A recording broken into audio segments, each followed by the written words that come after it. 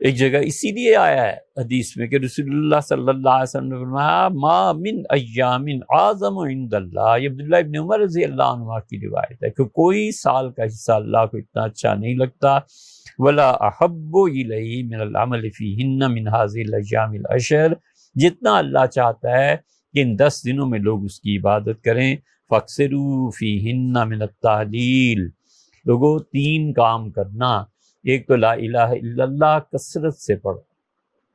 یہ مہینہ اصل میں اللہ کی بزرگی کا، اس مہینے میں اللہ کی طاقت کا اظہار، اللہ کی بندگی کا اظہار، خدا جانوروں کی انسانوں کی جان لے لے یہ اس کا حق بنتا ہے، اس کا اظہار۔ اس لیے آپ دیکھیں ان 10 دنوں میں یہ نہیں کہا تسبیح کرو، فرمایا تحلیل، اللہ کی توحید۔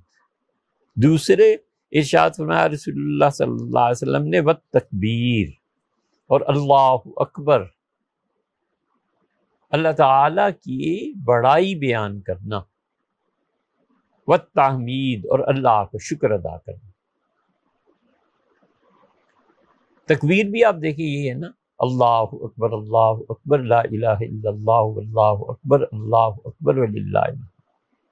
تسبیح نہیں ہے، تسبیح تو ہے اللہ کو کے لیے یہ کہنا کہ اللہ تجھ میں کوئی عیب نہیں، نیگیٹو ہے نا، پازیٹیو چیز آ گئی، اور پازیٹیو کیا؟ لا الہ الا اللہ،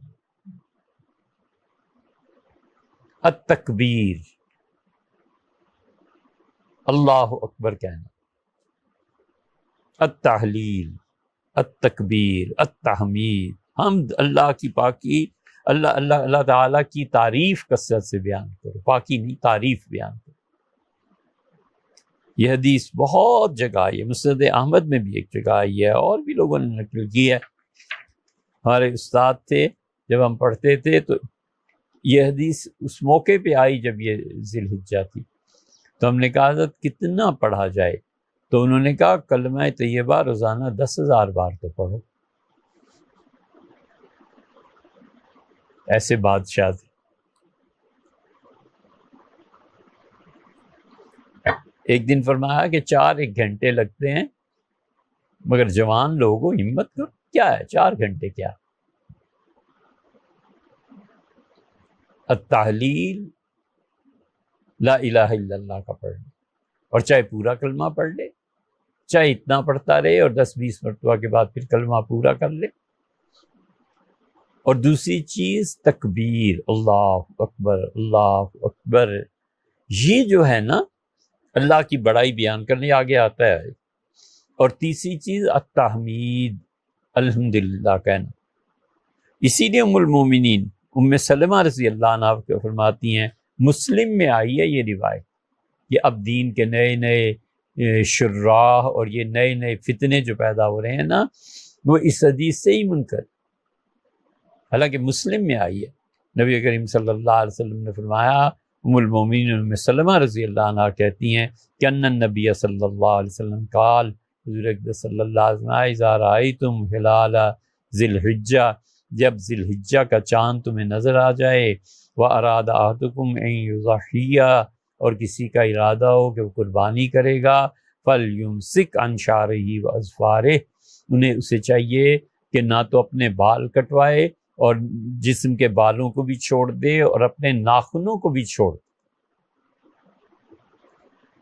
اس لیے دونوں چیزوں سے رسول اللہ صلی اللہ علیہ وسلم رک جاؤ۔ اب یہ کوئی فرض نہیں ہے، واجب نہیں ہے، ضروری نہیں ہے، لیکن بہتر ہے کہ ایسے کرے تاکہ وہ ان 10 دنوں میں اللہ کے سامنے یہ رکھے کہ اللہ جس طرح اصل تو میرا ذبح تھا نا، اصل تو میری جان جانی تھی، تو نے مہربانی کی اے رب اور میری جگہ جانور کی اجازت دے دی، تو جس طرح جانور ان 10 دنوں میں پورا سالم ہوتا ہے، میں بھی اس کی مشابہت میں اللہ میں بھی سالم ہوں، نہ ناخن کاٹے ہیں نہ بال کاٹے۔ تو جو ضروری بال ہیں ان کے متعلق بھی کہا کہ ذی الحج میں پورے کر لو ایسے اعمال، ذی قعدہ میں، ذی الحج میں یہ بھی نہ کرو، اپنے ناخن بھی چھوڑ دو، اپنے بال بھی چھوڑ دو۔ اگر کوئی شخص قربانی سے پہلے ایسے کر لے کوئی گناہ کی بات بھی نہیں۔ مثلا اس میں 2 جمعے فرض کر، 1 جمعہ آ گیا اور اس میں معمول بال کٹائے، کوئی حرج نہیں ہے۔ لیکن رسول اللہ صلی اللہ علیہ وسلم جب تمہیں قربانی دینی ہے تو اللہ کے سامنے اپنے آپ کو اس طرح سے پیش کر،